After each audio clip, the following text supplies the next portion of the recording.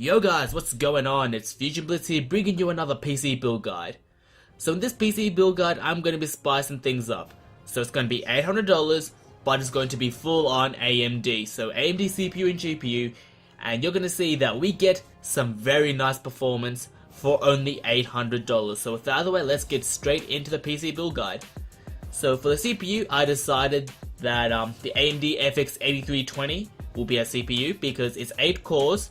So it's really good for multi-threaded tasks like rendering, live streaming and things like that, and it can also hold its own in games. Not as good as Intel, but still for $130, 8 cores, pretty good performance. You really can't argue with that, so that's why I chose the AMD FX 8320. Also, I chose it over the 8350 because it's cheaper and it's basically an underclocked 8350, which you can fix through a little bit of overclocking, so that's all good. Now for the motherboard, I chose the Asus M5A78LM motherboard. So this is a micro ATX motherboard.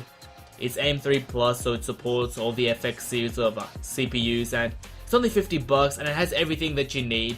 We're not going for anything fancy here, just bare bones, so we can spend more on our GPU because that's really the meat and potatoes of the PC. So that's it for the motherboard. Now for the RAM, I chose 8GB of Crucial Ballistic Sport memory. So it's DDR 1600 memory for $60, bog standard. It's going to get the job done. Most games don't use more than 8GB, so this will be more than enough and you'll have a nice PC. Now for storage, I decided to only go with a hard drive for this PC because I really do want to get this for $800 and, you know, spend most of the money on the graphics card. So for the storage, I have a Seagate Barracuda 2TB hard drive. Basic hard drive, 7200 RPM. You know, bog standard, works well, decent bit of storage for all your games, and if you want, you could even get an SSD for like $60 on top of this if you really wanted to. I'm not sure how many people would always benefit from an SSD, because I know a lot of people keep their PCs on, but if you're like me, you're always booting things on and off, and you do a lot of work that, you know, requires fast access to certain applications, you might benefit from an SSD, but for now, a hard drive is the way that I'm going for this PC. But as always, you want an SSD, feel free to just add in one for $60 for 120 gigs, no biggie.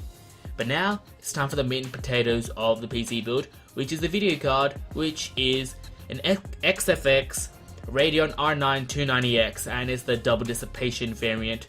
And this is really good because the 290X is still a killer card. It has 4GB of video RAM, so it's good for those games that require lots of video RAM.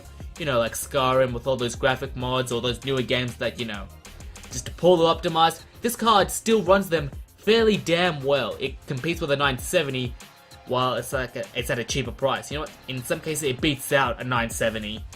So $300, really good video card, full 4GB of RAM. Can't argue with that. Just a very good card in general, so that's why I chose the R9 290X. Now for the case, I chose the Corsair 350D Micro ATX mid-tower case. Now for $90 you get a case that has good cable management, has a window, and has pretty darn good build quality. In building a PC inside this case is a breeze. I've worked with it a couple of times and I've had no problems, so neither should you guys. You guys will have a good time in this case and, you know, you'll have fun with it because it's a really nice looking case, very minimalist, but has that beautiful side panel. So you can see all your internals in all of its glory, so it's all good. That's why I chose the Corsair 350D. Now the last thing on our list is the power supply, and for this I choose the EVGA Supernova Next 650W gold certified modular power supply. So it's modular, it's gold efficiency, so pretty damn efficient, and it's 650 watts, so it'll just fuel that PC just fine, and it's only like $50 right now. So that's pretty cheap for a gold power supply that's also modular. So it'll make cable management a breeze, and your power supply is getting clean power to, you know, so you can overclock it a bit as well if you want. You don't have to, but if you want to, this power supply will be just fine. So in total, the price is around $800, 801 if you want to be specific.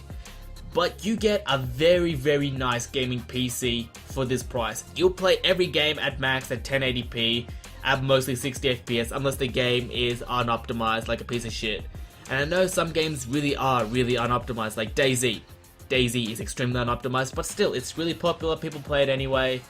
but do note that some unoptimized games will, have poor frame rates, but, you can't really fix that. Old graphics cards, regardless of how good they are, will get poor frame rates if the game is unoptimized. But, with that out of the way, $800, you get a very capable gaming PC, 8-core CPU, R9 290X. I think this is a really good PC. If somebody gave me $800, this is the PC that I would buy, so that's why I'm recommending it to you guys. So hopefully you guys enjoy this PC build guide, and as always, thanks for watching. Peace out.